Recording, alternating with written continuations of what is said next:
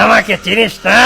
এই জঙ্গলে যখন কোনো বাচ্চা না ঘুমায় তখন তার মারা বলে ঘুমিয়ে পড় বাবু, না হলে ডাকু বাঘ চলে আসবে। আমি হচ্ছি ডাকু বাঘ। দুঃখিত ডাকুবাঘ, আমরা দুজনে অনেক কষ্ট করে এই হরিণটাকে শিকার করেছি, আর তুমি চাইছো এই শিকারটাকে নিয়ে যেতে? এটা কিন্তু মোটেও ঠিক না। হ্যাঁ ডাকুবাঘ, এটা কিন্তু মোটেও ঠিক না। আমরা দুজন অনেক কষ্ট করে এই শিকারটা করেছি, আমাদের এই শিকারটা খেতে দাও। তুমি বরং অন্য কিছু শিকার করে খাও। এই শুনে ডাকুবাঘ বলে, আরে বলে কি, যত বড় মুখ নয় তত বড় কথা। কানের নিচে একটা বয়রা মেরে দেবো কিন্তু। এখন তোদের হরিণটাকে আমি নিয়ে যাচ্ছি, তোদের যদি সাহস থাকে তাহলে আমার সামনে এসে দাঁড়া। ডাকুবাঘের এ কথা শুনে শিয়ালটা বলে, শোনো ডাকুবাঘ, তুমি যেই হও না কেন, এই হরিণটাকে আমি অনেক কষ্ট করে শিকার করেছি, তাই তোমাকে আমি এটা নিয়ে যেতে দেব না। কি, যত বড় মুখ নয় তত বড় কথা? ঠিক আছে, তোর এখন হরিণ খেতে হবে না, তুই এবার আমার গুলি খা।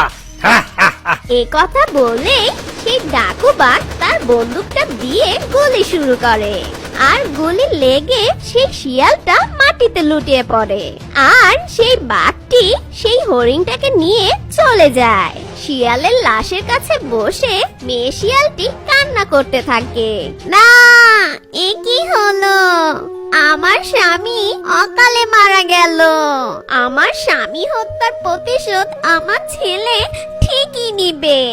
এই বলে সেই শিয়ালনি তার লাশের কাছে বসে কান্না শুরু করে। কিছুক্ষণ পর সেই শিয়ালের ছেলেটা তাদের গুহার কাছে আসে, আর এসে দেখে বাবা শিয়াল মাটিতে লুটিয়ে পড়ে আছে, আর মা শিয়ালনি পাশে বসে কান্না করছে। এই দেখে ছেলে শিয়াল বলে, মা মা, বাবার কি হয়েছে? বাবা এভাবে পড়ে আছে কেন মা? আর বাবার এভাবে রক্ত বেরোচ্ছে কেন? কান্না করছো কেন মা? বাবা রে, ওই ডাকুবাঘ তোর বাবাকে মেরে ফেলেছে। কি বলছো মা? আমার বাবা নেই। কে মেরেছে? কে ওই ডাকুবাঘ? আমি এর প্রতিশোধ নিয়েই ছাড়বো। আমিও ডাকু শিয়াল হব। বাবা, একটা শিকারের জন্য তোর বাবাকে মরতে হয়েছে আজকে আমরা শিয়াল বলে আমাদের এই অবস্থা, তাই ওই ডাকুবাঘ তোর বাবাকে মেরে ফেলতে পেরেছে। আমি চাই তোর বাবার হত্যা প্রতিশোধ তুই নিবি। তুইও একটা বড় ডাকু হবি, তুই হবি ডাকু শিয়াল। কথা দে বাবা। হ্যাঁ মা, আমি প্রতিজ্ঞা করছি, আমি আমার পিতৃ হত্যার প্রতিশোধ নেবই নেব। আমি হব ডাকু শিয়াল। এই জঙ্গলে যত নিরীহ শিয়াল আছে আমি তাদের সাহায্য করব। চলো মা, আমার বাবাকে এবার কবর দিয়ে আসি।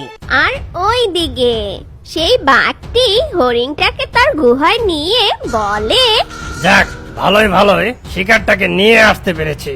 এখন থেকে আমি এভাবেই সব পশু পাখির শিকার চিনিয়ে খাবো।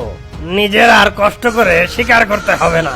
নিজের শিকার করতে গেলে অনেক কষ্ট হয়। এখন এই শিকারটাকে মজা করে খাই। এই বলে সেই ডাকুবাঘ সেই হরিণটাকে খেতে লাগে।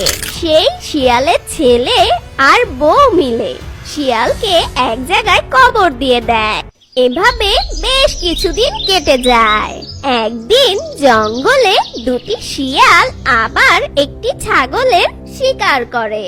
শিকার করে সেই শিয়াল অন্য শিয়ালকে বলে, বন্ধু, এই ছাগলটাকে আমরা অনেক কষ্ট করে শিকার করেছি, তাড়াতাড়ি এটাকে নিয়ে এখান থেকে চলে যেতে হবে, না হলে ওই ডাকু বাঘ এখানে এসে এই শিকারটাকে নিয়ে যাবে।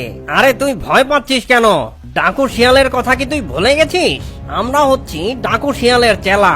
এখন ওই ডাকু বাঘকে আমরা আর ভয় পাই না। আমরা যদি ওই বাঘকে ভয় পাই তাহলে ওই বাঘ আমাদের উপর অত্যাচার করেই যাবে। ওর বিরুদ্ধে আমাদের প্রতিবাদ করতে হবে। চল চল, এই ছাগলটাকে নিয়ে আমাদের ডেরায় ফিরে যায়। অনেক ক্ষুধা লেগেছে রে। এ কথা বলে তারা দুজন সেই ছাগলটাকে নিয়ে তাদের গুহায় চলে যায়। ওইদিকে ডাকুবাঘ একটি গাছের নিচে বসে মনে সুখে হাওয়া খাচ্ছিল। ঠিক তখনই সেই শিয়াল দুটো সেই ডাকুবাঘের সামনে দিয়ে নিয়ে যাচ্ছিল। তখনই সেই ডাকুবাঘ তাদের দুজনকে দেখে ফেলে। তখন ডাকুবাঘ বলে, আহো ভাতিজা আহো, সানডে মানডে তোমারে ক্লোজ করে দিমু। কতক্ষণ ধরে বসে আছি, এখন চুপচাপ তোমাদের ছাগলটা আমাকে দিয়ে দাও, আমি নিজের গুহায় ওকে নিয়ে গিয়ে মজা করে খাবো। সরি বাঘ মামা, আমাদের শিকারটা আর তুমি পাচ্ছ না।